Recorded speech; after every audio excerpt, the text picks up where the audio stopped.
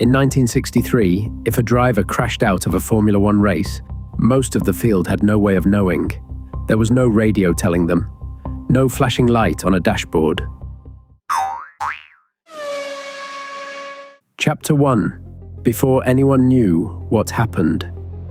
A car could be sitting in a ditch 2 corners ahead, and the only warning the next driver got was whatever a person standing trackside decided to wave at them. That person was a marshal. And in 1963, the FIA finally standardized what they were allowed to wave.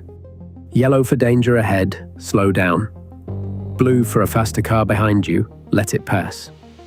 Black for you personally, come into the pits right now. Something is wrong with your car or your driving.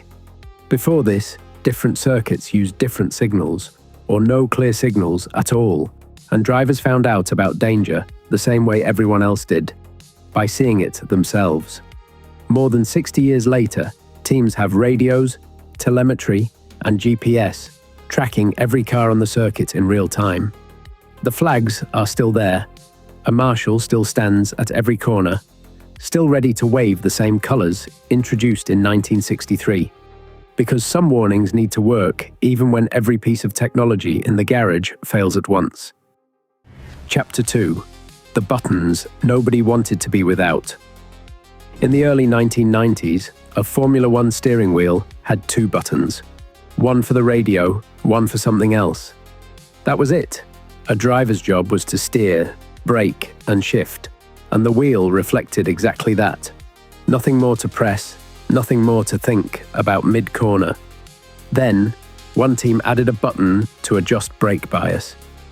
Nobody wanted to be the team without it, so the next team added one too, and then went further with a button to change the differential setting. Within a decade, wheels carried adjustments for fuel mixture, tire warming strategy, radio channels, a pit limiter, and a dozen settings most fans have never heard of. Nobody ever sat down and decided a steering wheel should have 20 buttons.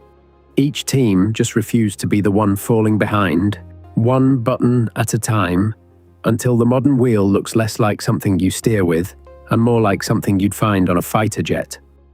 Today's drivers train specifically to find these buttons blind, at speed, without looking down. Because in the chapter that follows, forgetting the right setting at the right moment can cost a race. Chapter 3. The number almost nobody wants.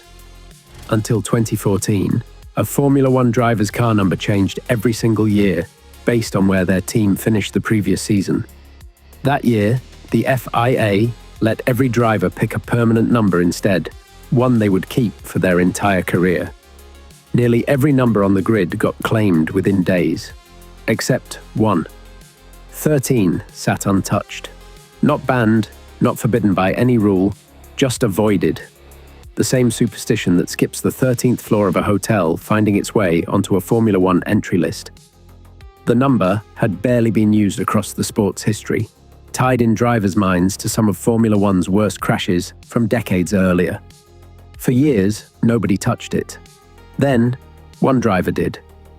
Pastor Maldonado chose 13 when the permanent numbers rule began, mostly because every number he'd wanted was already taken by someone senior to him.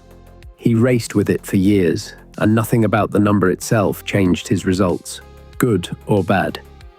The superstition didn't disappear because of him. It just proved, quietly, that it had never been based on anything at all. Chapter 4. The car that wasn't allowed to exist anymore. For decades, F1 teams brought a second fully built car to every race weekend. Not spare parts. An entire car, ready to go, sitting under a cover in case the main one was destroyed. It sounds like simple insurance. It became something else.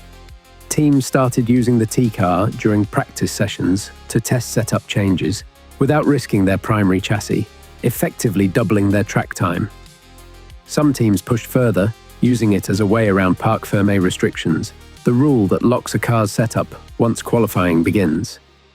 If the primary car couldn't be touched, but a nearly identical second car could, the rules meant less than they were supposed to.